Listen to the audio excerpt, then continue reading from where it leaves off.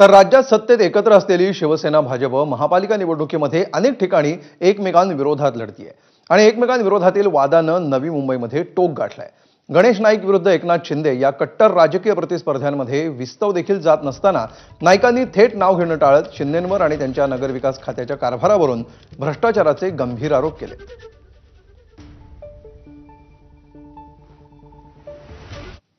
हे बिल्डर बोलणार नाहीत कारण त्यांना माहिती आहे आम्ही जर बोललो तर असा जाम करून टाकतील की आम्हाला धंदा पाणी करायला नको।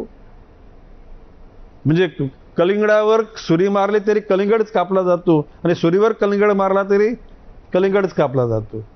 अशा प्रकारे बेसुमार ठाणे जिल्ह्यामध्ये काय घडलंय आता मधल्या काळामध्ये? टोटल गुंडागर्दी केली गेली ना, अन्य पक्षांच्या बरोबर गुंडागर्दी केली गेली आणि ही पाप फेडावं लागतील। जनता कोणाला माफ नाही करत। मी ईडीला आवाहन करतो ना, नवी मुंबई महापालिकेचं पूर्ण ऑडिट करा, स्पेशल ऑडिट करा।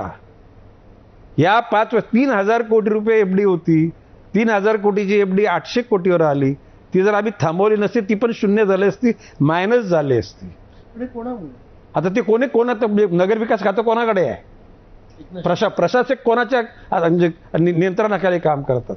शहराच्या विकासाकरता डीपी प्लॅन मध्ये ज्याचा समावेश व्हावा म्हणून जे भूखंड ठेवले ते एकदा असा नियम असा आहे की महासभेने एकदा ठराव घेतला तर तो राज्य सरकार त्याच्यातलं प्लस मायनस करू शकतो, परंतु सिडकोने राज्य सरकारचे डीपी प्लॅनला मंजुरी मिळण्याच्या अगोदर भूखंड विकले गेले।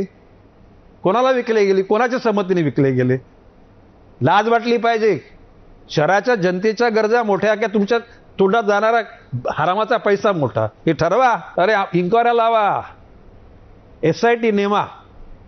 मी सांगतो नुसती या 5 वर्षाकरता नाही, जेव्हापासून महापालिका स्थापन झालेले आहे त्या प्रत्येक स्टँडिंग कमिटीमध्ये झालेले ठराव, त्याच्या सगळ्या गालीची परिणिती, याचा सगळ्याचा SIT रिपोर्ट करा। गणेश नाईक, आमचे हात साफ आहेत, आमचं मन पण साफ आहे। आम्ही हरामाचा पैसा नाही कमवला आणि त्यांनी सांगावं की इन्क्वायरी करा, होऊन द्या। दूध का दूध आणि पाणी का पाणी। तर गणेश नाईकांनी केलेल्या या आरोपांवर शिवसेनेचे खासदार नरेश म्हस्केंनी पलटवार करत नाईकांनीच भूखंड लाटल्याचा आरोप केलाय। हे बघा, चुकीच्या पद्धतीने आरोप करणं हे यांचं काम आहे। गेले कित्येक वर्ष नवी मुंबईचा खऱ्या अर्थाने विकास करायला पाहिजे, तो केला नाही आणि यांनी आरोप कुणावर करावे? तुम्हाला माहिती आहे व्हाईट हाऊस काय, ब्लॅक हाऊस काय, काय काय कुठल्या जागा, कुठल्या कंपन्या, जास्त काही बोलायची गरज नाही। सगळ्यांना यांच्या सगळ्या चांडाळ चौकटीने जी कामं केलेली आहेत या नवी मुंबईमध्ये ती माहिती आहे तुम्हाला सगळ्यांना। त्यामुळे केवळ शिंदे साहेबांवरती असलेली असूया आणि पोटदुखी यामुळे ते शिंदे साहेबांवरती ते आरोप करतायत। तर शिवसेनेचे नेते निलेश राणेंनी सुद्धा गणेश नाईकांच्या टीकेला उत्तर दिलंय। कसं झालं ते